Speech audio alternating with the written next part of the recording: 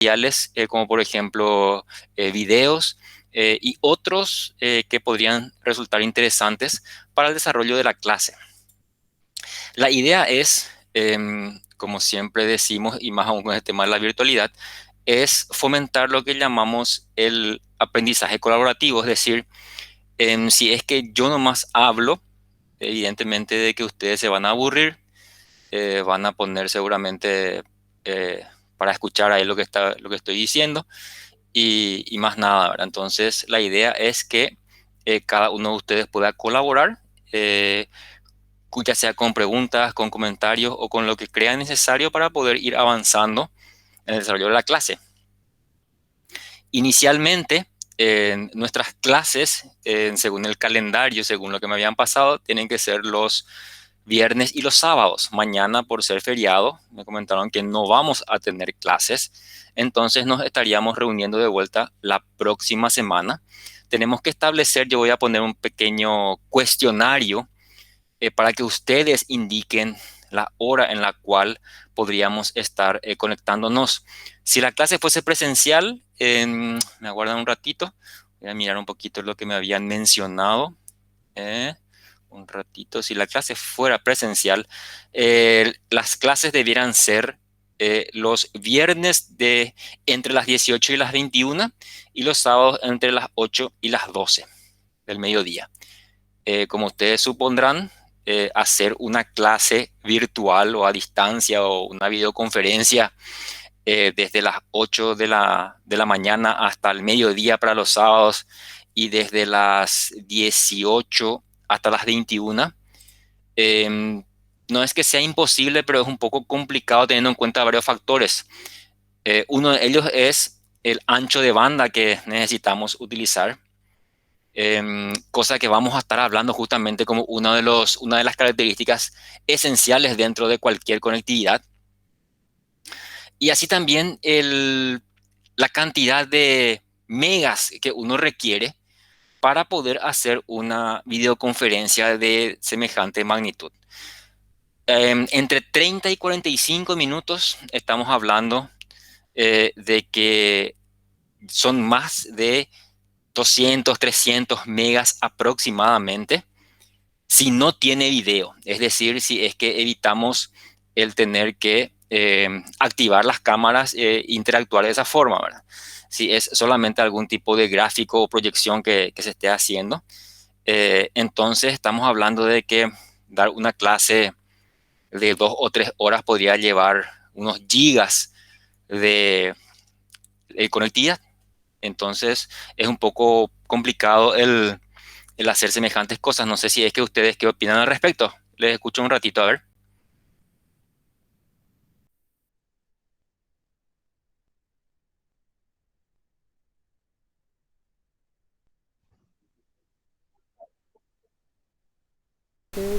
Yo opino que lo que sea más conveniente tanto para usted como para los alumnos, porque acá hay compañeros que se conectan a través del teléfono, otros que así entre que llegan y están ahí, otros que la conectividad tiende a desvanecerse así de repente.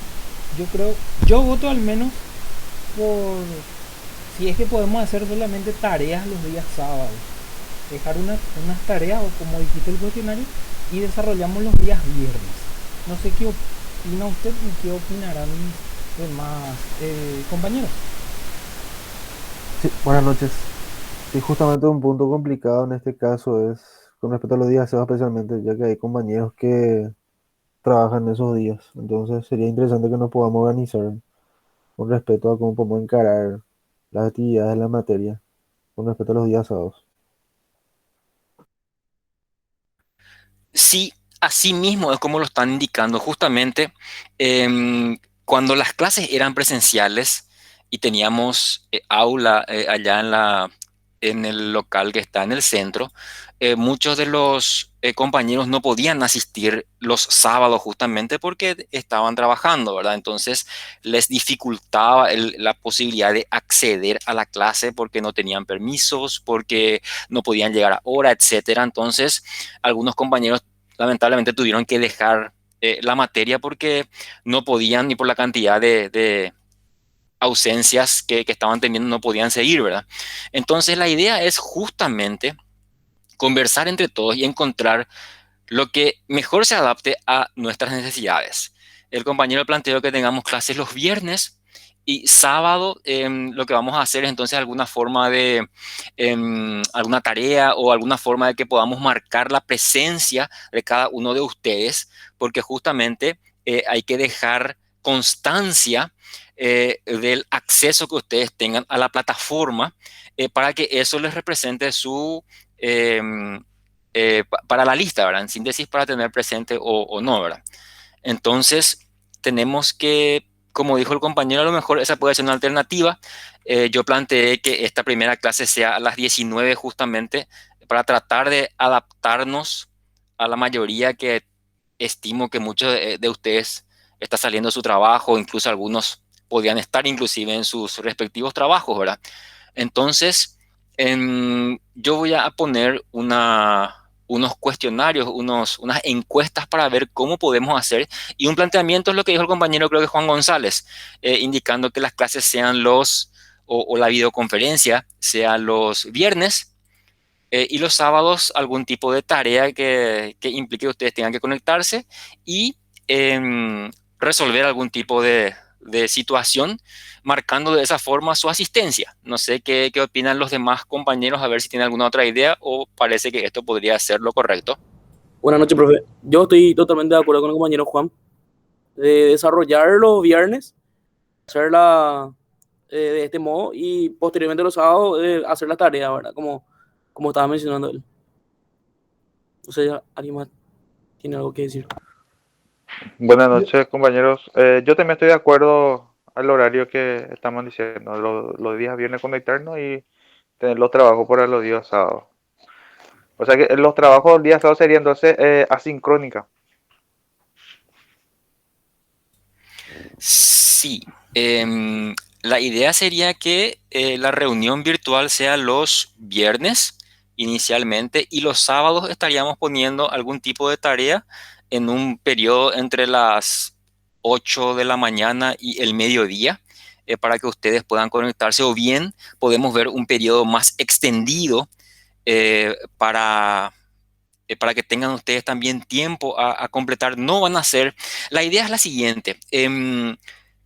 Ya tuvimos experiencias con que hacer un único trabajo, me quiero adelantar un poquitito ya para ir viendo cómo vamos a desarrollar las clases.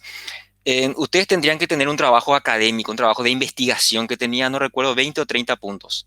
La idea es no hacer un único trabajo de 20 o 30 puntos, porque eso otra vez va en detrimento de ustedes en el sentido de que por el tiempo que uno tiene, hay veces no puede dedicarle demasiado a hacer esa tarea que tendría que ser, vamos a decir, un poco importante. Entonces la idea es todas las semanas ir haciendo algún tipo de cuestionario de 2, 3, X preguntas que no van a ser muchas, pero que tengan que ver con el contenido de lo que vamos desarrollando. Por ejemplo, va a haber un foro que plantea una situación y cada uno tiene que responder lo que uno considera al respecto de ese tema, así como también algunos formularios, algunos cuestionarios para que ustedes vayan también, va a tener una doble finalidad. Uno, ir sumando puntos a medida vamos avanzando en el desarrollo del contenido. Y dos, es ir viendo cómo serían los exámenes, ya sea el examen parcial, el examen final, etcétera. Entonces, cuando llegue el momento de rendir el examen, ustedes ya van a estar bastante compenetrados en cuál es el mecanismo, ¿verdad? Porque muchas veces uno se encuentra con que haya sido el formulario o el cuestionario tiene cierto tipo de preguntas y haya sido que no les sorprende, etcétera. Entonces, la idea es justamente ir entrenándonos para que llegado el momento sea normal, vamos a decir, ustedes encuentren algo sobre lo cual ya están bien entrenados. Esa es la idea. Entonces, como dijo el compañero, la clase o la tarea de los sábados sería asincrónica. Excelente, profe. Yo creo que vamos a adaptarnos a tu metodología sin problema. Y la idea es justamente buscar el consenso. No es mi idea el imponer que esto hay que hacer de tal forma porque ustedes podrían tener brillantes ideas como justamente el compañero Juan planteó, lo de la clase y las tareas, ¿verdad? Entonces, la idea es justamente encaminar nuestro, nuestro trabajo y poder hacer lo mejor posible para cada uno de ustedes. A ver si tienen alguien tiene algún comentario más al respecto de cómo seguir, porque esto tampoco tendría que ser fijo, ¿verdad? Si llegado el momento nos damos cuenta de que esto no está resultando por A o B motivo, lo vemos de vuelta. A ver qué dicen. Profe, y estaría bueno que la tarea de los sábados se extienda un poquito más para poder completarlo. Viste que yo salgo al mediodía recién el sábado y me va a dificultar mucho realizar en ese lapso de tiempo que dijiste. Perfecto, sí. Yo estaba nomás pensando en el tiempo que yo tengo luego de terminar la clase para marcar justamente las asistencias. Creo que tengo hasta el domingo o algo parecido nomás para marcar quiénes estuvieron presentes en la clase, lo que sería quienes hicieron sus tareas, ¿verdad? Pero sí, yo también estoy de acuerdo con lo que dice la compañera, de que no solamente sea de 8 a mediodía, sino a lo mejor, no sé, de 8 a medianoche o algo parecido, porque la idea es justamente adaptarnos al tiempo que ustedes estén teniendo y que en el tiempo no signifique mayor o menor dedicación, es decir, alguien podría conectarse a las 10 de la noche porque las 10 de la noche es el momento en el cual tenía tiempo, ¿verdad? Y no, justamente, no perjudicarle a ese compañero que tenía un horario diferente a los demás. Hay gente que a lo mejor puede hacer las 8 de la mañana, las 2 de la mañana, pero otra gente que va a poder a la tarde. Entonces, yo creo que es totalmente factible lo que dice la compañera. Voy a verificar nomás con el área académica hasta qué día tengo para marcar la asistencia, porque ya me ocurrió que pasó ese día y yo tengo que solicitar a la gente del área académica que me vuelva a habilitar. Pero tampoco sería mayor problema, ¿verdad? Así que yo creo que es factible lo que dice la compañera, hacer un periodo de tiempo más extendido para que cada uno determine en qué momento puede acceder. Pero como les digo, las tareas no van a ser unas cuestiones extensas, sino más bien preguntas puntuales. Por ejemplo, va a ser un cuestionario que tenga 3 preguntas o 2 preguntas y la siguiente semana, en vez de un cuestionario, puede ser un foro, por ejemplo, que va a valer 1 punto, 2 puntos, hasta completar, no recuerdo bien si son 20 o 30 puntos los del trabajo práctico, ¿verdad? Los trabajos de investigación. Entonces sería ese total de puntos hasta completar esa cantidad, ¿verdad? Entonces esa es la idea.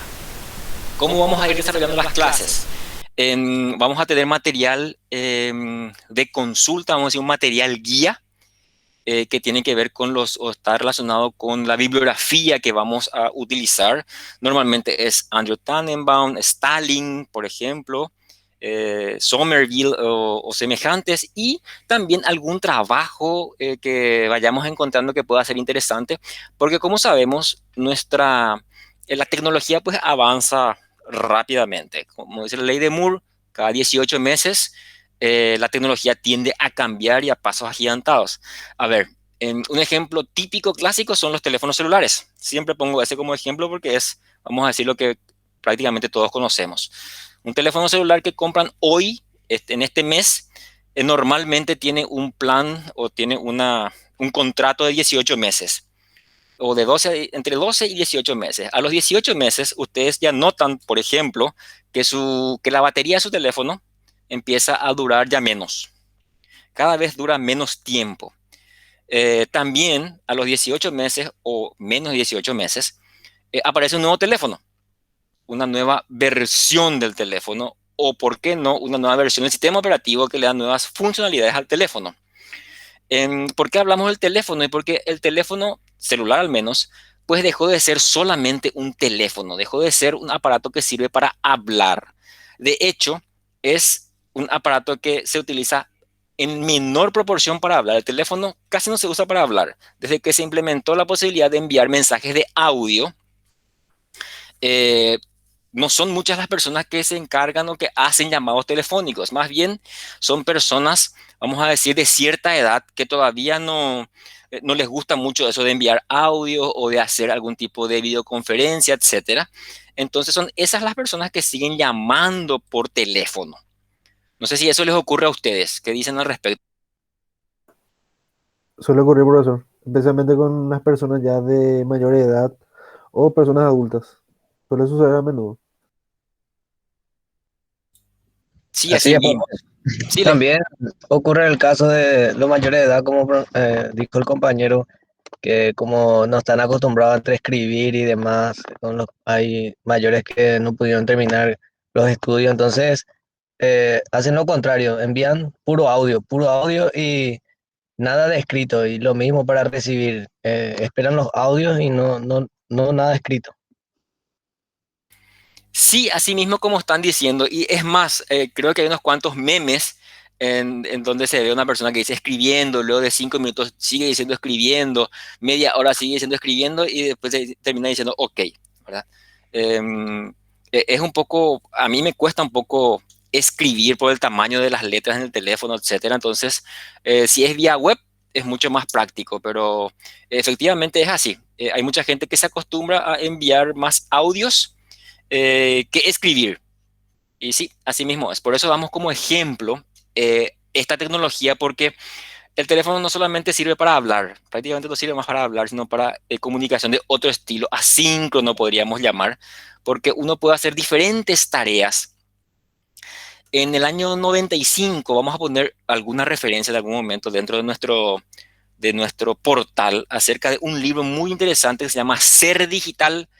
Es un libro de 1995 en el cual el autor decía que la computadora iba a ser un dispositivo que iba a aglutinar varios otros dispositivos. La computadora iba a ser radio, iba a ser televisión, iba a ser consola de juegos y también una computadora, ¿verdad? Es decir, todo en uno. Y eso ocurre hace un montón de tiempo ya, ¿verdad?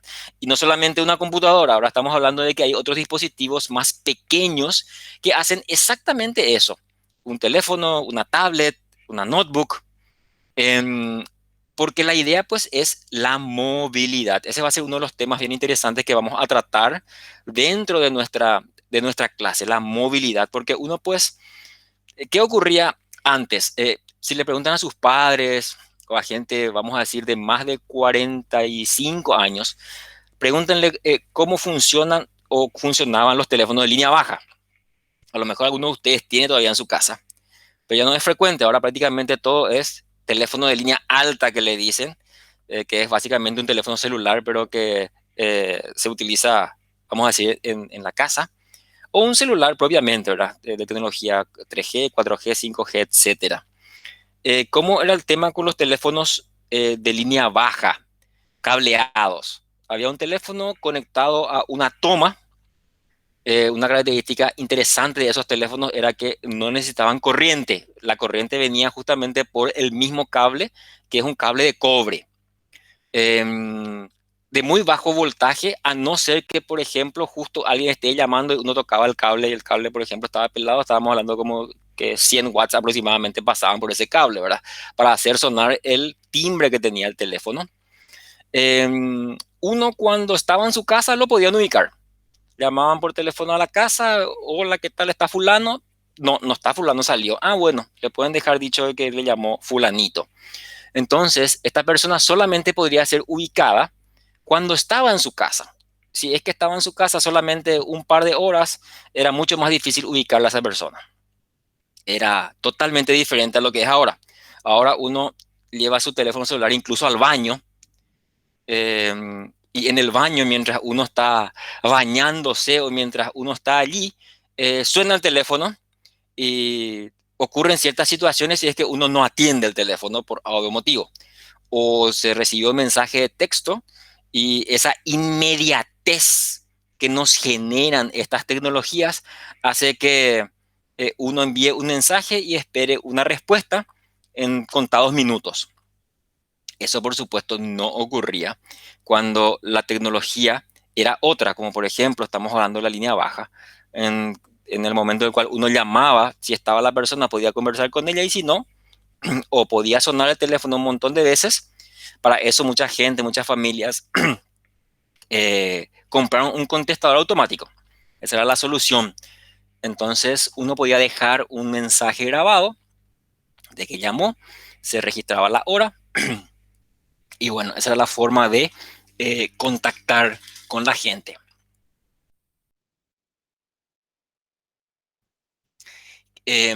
¿Ustedes tienen todavía en sus casas líneas bajas? A ver, ¿alguien tiene todavía? ¿Alguien conoce lo que es una línea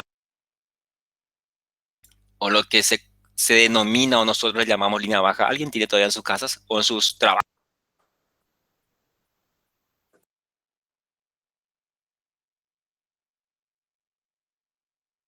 Dejar ese... Se encariñaron parece con el teléfono a disco. Pero tiene sus ventajas. Claramente cuando no hay energía eléctrica, que es algo muy recurrente en nuestro país, genial, funciona la línea baja. No depende de la electricidad la ande. Totalmente cierto lo que dice el compañero, pero especialmente sería cierto si es que no es una línea mal llamada línea digital, porque las líneas digitales pues utilizan normalmente cable de fibra óptica. Entonces sí ya tienen que tener otra vez algunos dispositivos eléctricos. Entonces ahí estamos otra vez en las mismas, pero básicamente la infraestructura de comunicación estaba pensado solamente para transmitir la voz.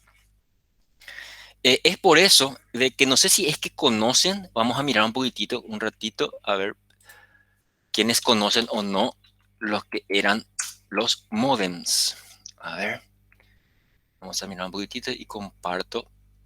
Acá hay uno. Un ratito. ¿Dónde estaba? Acá. A ver, más opciones. Si encuentro dónde está compartir, va a estar bueno. No sé si es que hay gente que conoce lo que son los modems. No los modems que ahora mismo, por ejemplo, da Copaco, que básicamente es un pequeño enrutador, ¿verdad? Pero es un equipo que hacía un sonido y utilizaba la línea telefónica para llamar. No sé si es que alguien vio alguna vez. A ver, Sí, profe, por el internet bajaba por ahí. Y vos usabas Sí, tu internet y hacía un ruido, parecía el código Morse. sí, exactamente, así mismo es. A ver, ahí presentar una ventana, exactamente. A ver, un ratito voy a compartir una pestaña donde dice modem. Ahí está. Ok, ven acá el gráfico que se está mostrando que dice 56K message modem. ¿Se ve? Sí, profe. Sí, se ve, profe. Se ve. Ok, perfecto. Ese aparatito, en la parte de atrás, tenía una entrada como los switches actuales, pero solamente que su interfaz era más pequeñita. RJ11 se llama. ¿Para qué? Para que el cable del teléfono, vamos a poner un poco acá, modems, parte trasera. A ver si es que ahí. Ese es el ADSL, profe. Ese ya Ese es es más lindo. ADSL, yo quiero, Sí. no, esto ya es más nuevo, modem 56K. 28.800 bps. O sea, eran velocidades fastuosamente rápidas. Estamos hablando de los años 95 aproximadamente. Acá hay. Este es un modem de 56K ya. Lo que quiero mostrarlo más es la interfaz que tenía, que básicamente era para conectar el teléfono en la parte de atrás. Entonces tenía una entrada y una salida. Uno podía conectar la línea del teléfono al modem y el teléfono de línea baja en la otra salida. Entonces, la característica era, yo quería navegar por internet y este módem hacía un llamado telefónico local a mi proveedor de internet. Entonces, mi proveedor de internet tenía que tener N líneas telefónicas para atender N clientes. Evidentemente, cuantas más líneas telefónicas tenía, más clientes podía tener. Entonces, si alguien llamaba a sus casas, a sus domicilios donde ustedes estaban navegando por internet a la fastuosa velocidad de 9600 bps, estamos hablando, a ver, yo empecé a trabajar con los modems que funcionaban a 2400 bps, bps, no estamos hablando de kilo bps, estamos hablando de bps. Eran 2400, 9600, 14400, 28800, 33600 y 56K. Ese fue el último modem para línea discada. ¿Por qué hacían falta estos aparatitos? Porque la infraestructura de telecomunicaciones estaba pensado para transmitir voz, es decir, para tener sonido. Por eso es que el módem hacía ese sonido. Vamos a buscar un poquitito en el amigo San YouTube.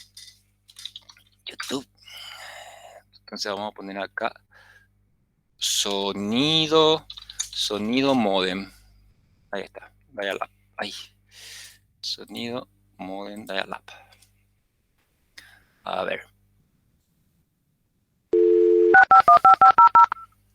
¿Se escucha? Sí se escucha, profe. Ese es el sonido del momento en el cual el modem estaba haciendo el llamado y al otro lado ya le atendió el modem. Cuando corte esa parte de ese ruido que está haciendo ahora, a ver. No se conecta todavía, ahí tendría que haberse conectado ese modem. ¿Por qué hace ese sonido o por qué aparece ese sonido? Y porque estamos diciendo de que la línea telefónica pues estaba pensada para transmitir voz, para transmitir sonidos. Entonces la transmisión tenía que hacerse a través de ese sonido. Por eso es que uno levantaba el tubo luego de establecer la conexión y se escuchaban unos pitidos, unos sonidos raros. Y evidentemente, mientras se estaba usando internet, mientras uno estaba navegando por internet, el teléfono estaba siendo utilizado. Entonces alguien llamaba a la casa, al domicilio de uno y le daba ocupado. Y luego te decían, qué pucha, te estoy llamando hace media hora y me da ocupado. Claro, el tiempo que nosotros estemos utilizando internet era el tiempo que daba ocupada la línea. Y nosotros estábamos haciendo un llamado local. Es decir, era como llamarle al amigo que todo el día le llamábamos o a la persona, solo que ahora llamábamos a nuestro proveedor de internet, a nuestro ISP, Internet Service Provider.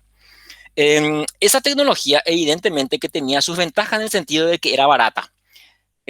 ¿Cuál es la red más grande que existió en el país? Y la red del teléfono, ¿verdad? Porque había teléfonos donde no había agua tan siquiera, o sea, agua potable, y eso sigue existiendo, o sea, eso sigue ocurriendo. Hay muchos lugares que tienen celdas de telefonía celular, pero no tienen agua corriente, por ejemplo, y eso ocurre acá cerquita, no estamos hablando de, no sé, allá en la frontera con no sé qué país, estamos hablando acá cerquita, ciudades muy cercanas, en donde no tienen agua corriente, tienen que tener algún proveedor local. Pero levantamos la mirada y vemos varias antenas de telefonía celular. Entonces, de hecho, si buscamos las estadísticas de telefonía celular, dicen de que hay algo así como el doble de teléfono celular que de habitantes en el país. ¿Eso qué significa? De que según las estadísticas hay gente que tiene 2, 3 y 4 teléfonos, así como también hay gente que no tiene. Por eso es que las estadísticas marcan de que hay más del doble de teléfonos celulares o de líneas activas o activadas en algún momento que personas. Eso es porque justamente la gente se va mudando también de telefonía o tiene teléfonos que son los conocidos B-chips o 3 chips o 4 chips, etcétera. Entonces tiene de más de una telefonía la misma persona. Entonces, esta tecnología de conectividad ya no se usa más hace unos cuantos años cuando empezaron a venir otras tecnologías que dejaron de utilizar la línea telefónica como medio de transmisión. Dijimos su ventaja y de que ocupaba o de que esa red era la más grande que había. Entonces uno podía usar internet, no sé, en cualquier lugar del país, solo que la velocidad evidentemente era bastante baja. ¿Qué más? Se podía comprar un módem. Ese módem podía o no ser caro porque había los módems que eran simples tarjetas que se ponían dentro de las computadoras. Vamos a mirar si hay alguno por acá. Estos son ya externos. Vamos a poner un módem de 14400. Sacamos esto. A ver. Estos son modem externos. Acá hay una tarjeta. Esta tarjeta, por ejemplo, es un fax modem. ¿Por qué se llamaba fax modem? ¿Por qué? Y porque también tenía la posibilidad de enviar fax. Tenía un software y uno podía digitalizar el documento y enviar un fax. Por eso se llamaba fax modem en aquel entonces. Como decimos, esta tecnología fue reemplazada evidentemente por otra, porque las necesidades pues son diferentes. A ver, volvemos al ejemplo del teléfono celular. Hace unos cuantos años, una pantallita de, no sé, 5 pulgadas era más que suficiente. Ahora, por poco no tenemos una pantalla de, no sé, de 10 pulgadas como una tablet de grande otra vez, porque nosotros necesitamos ver otro tipo de información que antes tal vez no existía luego o que no hacía falta por ese tema de la inmediatez. A ver, si ustedes trabajan en alguna empresa y esa empresa les tiene que enviar cierta información ahora que está muy de moda el tema del teletrabajo, evidentemente que ver letras y números en una pantallita pequeña se hace complicado. Yo al menos, a mí me cuesta un montón eso de hacer scroll y moverme de izquierda a derecha, abajo a arriba, porque quiero leer una línea.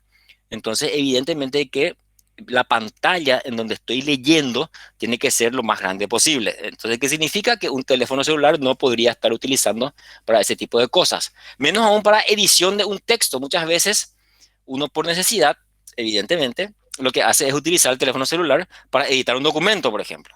Y bien sabemos que es bastante tedioso y complicado porque el tamaño no es el ideal, pero bueno, es lo que hay. Entonces, esta tecnología de las líneas telefónicas tenía sus características propias.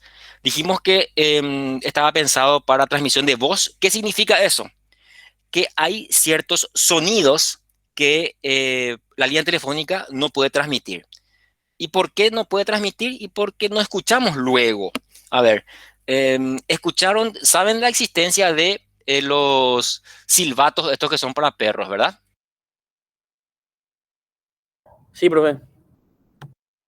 Entonces estamos hablando de que hay sonidos que nosotros no podemos escuchar, pero existen, están allí, pero no escuchamos nomás. Entonces, el teléfono de línea baja tenía lo que se conoce como corte de frecuencia, es decir, hay ciertas frecuencias que no escuchamos luego. Entonces, ¿para qué vamos a tener un medio de comunicación y aparatos que van a transmitir un sonido que ni siquiera escuchamos? Por eso es que ocurre que cuando pueden hacer la prueba, que los que tienen todavía teléfono de línea baja, escuchan una música y pongan el aparato telefónico cerca de ese emisor de ese sonido, sea una radio, sea un teléfono, sea una computadora, y le hacen escuchar a la otra persona, al otro lado de la otra línea, del otro teléfono, cómo se escucha. Y evidentemente que se va a escuchar de forma diferente y van a haber un montón de sonidos que no se van a escuchar. ¿Por qué? Y porque están fuera de ese espectro, fuera de esa frecuencia que la línea telefónica puede soportar. Estas características no solamente se encuentran en este medio. Vamos a ver también de que cada uno de los medios y cada una de las infraestructuras que vamos a ir hablando tienen sus propias características, como por ejemplo los medios wireless, que están muy, muy de moda. Porque la idea pues es justamente no estar sujeto a un cable. ¿Cuál fue el primer intento de solucionar eso para las líneas telefónicas domiciliarias? Los teléfonos inalámbricos. ¿Quién conoce lo que son los teléfonos inalámbricos?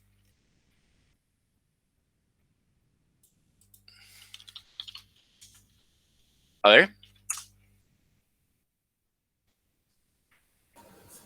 Los que tenemos la oficina normalmente con una basecita así que tiene su propia frecuencia, vamos a decirle, profe, o cómo. Sí, señor, así mismo es. Estos teléfonos, acá hay unas muestras de esos teléfonos, justamente lo que dice el compañero, es un teléfono que tiene una pequeña base. Y esta base está conectada a dos cosas. Uno, la línea telefónica. Dos, un cable de corriente. ¿Eso qué significa? Que es lo contrario de lo que estaba diciendo el compañero Juan González. Esto sí requiere corriente eléctrica. Termina la corriente y no tenés teléfono, en síntesis. Entonces, y también como dijo el compañero, que funcionan en una frecuencia. Ese va a ser un tema muy interesante que vamos a dedicarle algunos pasajes de nuestras clases, porque utilizar medios wireless, pues parece que es que bárbaro. Tenemos muchísimo espacio. El wireless, el espacio aéreo es inacabable. Desde la tierra, desde el piso hasta la nube. ¿Cómo es que no podemos transmitir eso lo que queremos? Y porque vamos a hablar acerca de lo que se conoce como frecuencia. La frecuencia, pues, es justamente un espacio que se dedica para unos dispositivos específicos. no pueden ser de que absolutamente todos los dispositivos funcionen en la misma frecuencia. De lo contrario, esto no va a funcionar efectivamente. Un claro ejemplo es si yo en mi domicilio tenía un teléfono de estos inalámbricos y mi vecino tenía un teléfono, no importa que sea la misma marca o marcas diferentes, pero que funcionen en la misma frecuencia, normalmente estaba entre los 750 y los 900 hercios. Si yo llamaba por teléfono y mi vecino levantaba su tubo, escuchaba mi conversación y viceversa. Eso era así y siempre fue así. Por eso es que los teléfonos inalámbricos después empezaron a tener lo que se llamaba un salto de frecuencia, es decir, unos microcanales dentro de la misma frecuencia que tenía asignado para evitar eso, de que nosotros podamos escuchar queriendo o sin querer las conversaciones de otra persona. A ver, ahora un ratito, a ver qué... Ah, ok. Aviso nomás de que mañana no hay clases, están comentando justamente en el grupo. Ok, seguimos. Esa es una característica de la tecnología wireless, que cada dispositivo debe funcionar en un espectro determinado. A ver, ¿quién sigue escuchando radio? No radio por internet, radio en sus vehículos o utilizando algún dispositivo que deba sintonizar una frecuencia. A ver, ¿alguien sigue haciendo eso? Sí, profe. Sí, profe. Sí, profe. A A partir de ver, los entonces, 30 se escucha M mucho, profe. sí, exacto, sí, así mismo. Uno pone una frecuencia determinada, o sea, uno pone, por ejemplo, por decir una cifra, 92.3, 94 punto no sé cuánto, 95 punto algo. Es decir, uno en el dial pone el numerito de la emisora que quiere escuchar. Eso es porque cada emisora, ya sea de AM o de FM, tiene una frecuencia asignada. ¿Quién se encarga de esto? La Comisión Nacional de Telecomunicaciones se conoce CONATEL. Es decir, si por ejemplo ustedes tienen pensado montar una radio, puede ser una radio comunitaria, es decir, una radio que tenga eh, una frecuencia y un alcance determinado nomás. Entonces, uno probablemente puede ser que no requiera una licencia. Pero hay una situación. Hay veces uno está escuchando una emisora y se va moviendo en el colectivo o en su vehículo propio y de repente empieza a salir mal y se encima con otra frecuencia, con otra radio. ¿Por qué? Y porque probablemente en esa frecuencia hay dos radios que están funcionando. Y ustedes van a decir, ¿y cómo van a haber dos radios en la misma frecuencia? Y justamente es lo que ocurre con estas llamadas radios piratas. Es decir, radios que no, no gestionaron su licencia ante Conatel. ¿Qué es gestionar la licencia? Es decir, yo requiero una frecuencia acá están los equipos, porque los equipos tienen que estar homologados. Es decir, gente de Conatel se acerca y dice, a ver, vamos a ver un poco tu antena, vamos a ver tu radiotransmisor, que no tiene que generar más de esta potencia, porque si no se va a encimar con otras. Entonces, ese es el trabajo que hace Conatel. Entonces, lo que hace es distribuir esa frecuencia, ese espectro, para minimizar los posibles problemas. Y uno va a decir, ¿qué tiene que ver la radio AM, la radio FM? Vamos a llegar a lo que es lo wireless. Para poder transmitir utilizando un equipo de radio modem, por ejemplo, ustedes quieren conectarse a internet a través de wireless y contratan el servicio de, no sé, digámosle Tigo, personal o el que sea, y utiliza una antenita. Esa antenita está conectado a un radio modem y eso está funcionando en una frecuencia determinada. No es que se le ocurrió nomás a la empresa yo voy a usar esta frecuencia o yo voy a usar esta otra o tengo ganas de usar esta porque aquella funciona mejor, etcétera, sino que Conatel le asignó una frecuencia y dentro de esa frecuencia deben funcionar sus equipos equipos.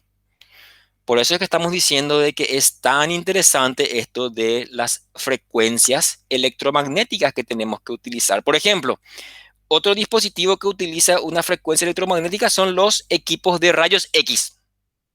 Esos utilizan una frecuencia electromagnética, pero es tan alta que genera problemas de salud si es que uno está expuesto mucho tiempo.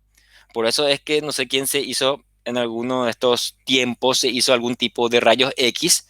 La persona que le hace esa prueba, que le saca la placa, se pone detrás de un biombo y se pone un delantal que tiene plomo o que tiene algún tipo de protección. ¿Por qué? Y porque la frecuencia que se está utilizando es tan alta que produce varios efectos negativos en la piel.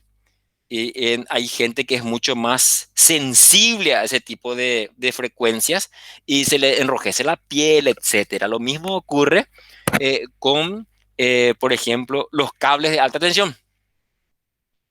Hay mucha gente que siente una variación, siente ardor en la piel, siente dolor de cabeza, por ejemplo.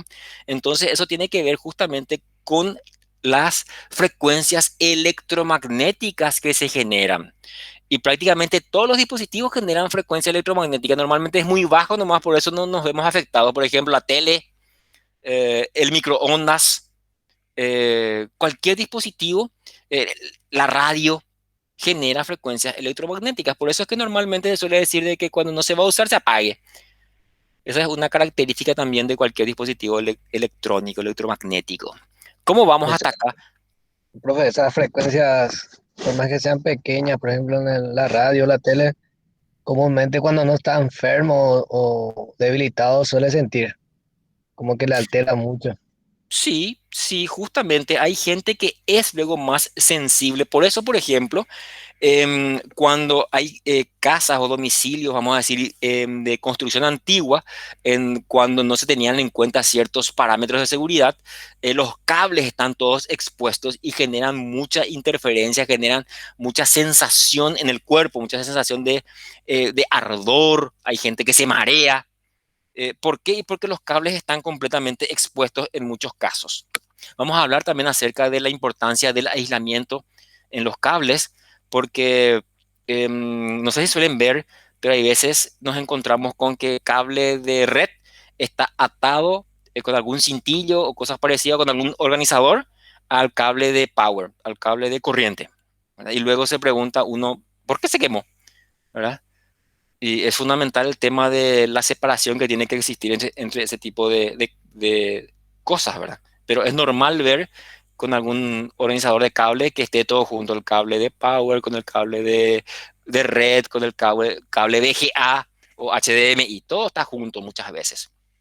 Y si hay una pequeña variación de corriente, normalmente tiende a quemarse algún dispositivo, porque básicamente el cable UTP, el cable que conocemos y que normalmente se utiliza en la mayoría de las instalaciones de red, en la mayoría de las redes, son conductores, son cables de cobre. Uno podría utilizar, por ejemplo, ese mismo cable para corriente. O sea, uno puede hacer un enchufe, puede ponerle un par de enchufes a un cable UTP y eso perfectamente va a funcionar. ¿Por qué? Porque es cobre. El cobre es conductor de la electricidad. Por eso es que decimos que poner cables de corriente cerca de cables de red puede generar algún tipo de problemas y podría terminar quemándose ciertos dispositivos. Ya me ocurrió, me fui una vez a ver por qué se iban quemando sistemáticamente puertos en un switch y después me encontré con que la persona que hizo la instalación eléctrica tuvo una muy buena idea realmente. En aquel entonces yo todavía ni había visto cosas parecidas. La idea era buena, pero la implementación no. ¿En qué sentido? En el mismo electroducto metió los cables de corriente con el cable UTP. Y se iban trenzando dentro del electroducto y súper linda estaba la instalación eléctrica y también la instalación de red, pero compartían el mismo ducto. Y evidentemente cuando había una pequeña variación de corriente, cosa que es normal, como dijo el compañero, se empezaban a quemar los puntos de red. Y eso solamente nos dimos cuenta cuando destapamos el, la, había una tapa, por eso digo, era muy linda la instalación. La idea era muy buena, pero la implementación no. Sacamos la tapa donde estaba el punto de red y donde estaba el toma corriente y vimos de que los dos salían del mismo lugar. Entonces estaban trenzados ahí los cables de corriente y de UTP y por supuesto que se iban quemando los puntos, ¿verdad? Los puntos de red, los puertos del switch. Sistemáticamente se quema, era un switch no muy grande, tenía 8 puertos, algo así, 4 ya se habían quemado. Y era ese el motivo. Y bueno, gente, para hacer la primera clase, la estaríamos dejando acá. Este fue un mix, una mezcla de muchas cosas. Vamos a hablar de mucha tecnología, vamos a hablar de medios guiados y no guiados y sus características. Si bien eso ya vieron ustedes, pero vamos a profundizar en eso. Vamos a hablar acerca de protocolos y la importancia de los protocolos en la transmisión de datos. Vamos a hablar también de tecnologías nuevas. Vamos a hablar de switches, enrutadores, firewalls, etcétera. Porque la idea es profundizar en lo que ya vieron en redes 1. ¿Está bien? Excelente, profesor. Excelente, profe. Sí, profesor, perfecto. Perfecto. ¿Algún comentario final como para ir cerrando este primer encuentro? Espectacular, profesor. Vamos a ir rememorizando todo nuevamente. Perfecto, gracias, Sanabria. ¿Alguien más? Sería entonces, profe, más orientado al CCNA la clase, ¿verdad? A ver, la idea es de que aquí, a ver, nuestro primer el parcial ya luego cerquita, un mes nomás tenemos de clase, eso significa que vamos a tener 4 semanas de clase aproximadamente y luego ya es un examen parcial, si no recuerdo mal. A ver, les confirmo un ratito, un ratito. A ver, hoy es 11 y nuestro parcial es el 16 de julio, es decir, tenemos un mes para nuestro examen parcial. Y otro mes ya es para el examen final porque es en agosto, ¿verdad? Entonces, la idea es que usemos probablemente luego del parcial algún tipo de simulador de red. El compañero habló de CCNA. Esa es una certificación de una marca llamada Cisco, muy conocida, de dispositivos de red. Vamos a hablar acerca de ellos también, ¿por qué no? Y vamos a utilizar un poquitito lo que se llama Packet Tracer, que es una herramienta para simular redes. Porque todo muy lindo, pero si uno no prueba, si uno no ve, no arma una red, pues como que queda todo en el vacío, queda todo ahí en los libros.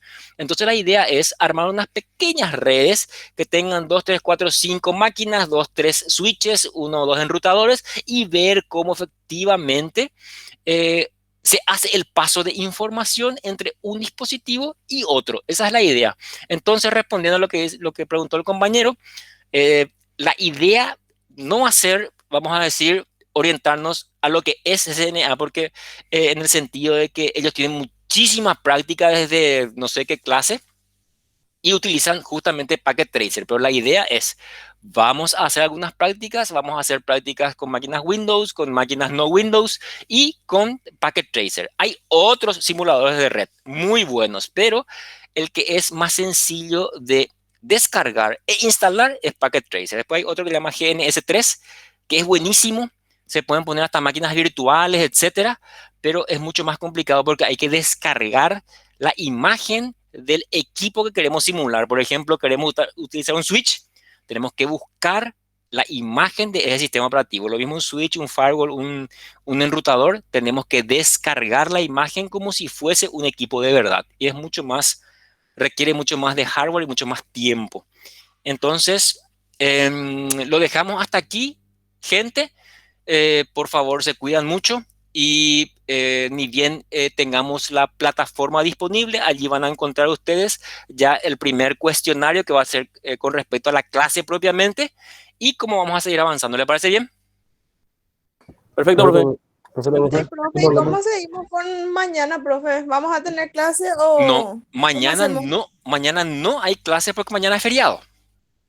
Entonces, mañana Ah, cierto, no disculpame. tenemos, no, para nada, sin problema. Mañana no tenemos clase porque es feriado y por eso estamos teniendo ya ahora aclarando algunos puntitos porque mañana no tendríamos reunión virtual. ¿Está bien? Sí, profe. Dale, gente, muchísimas gracias por su tiempo. Por favor, a cuidarse y estar atentos a la plataforma.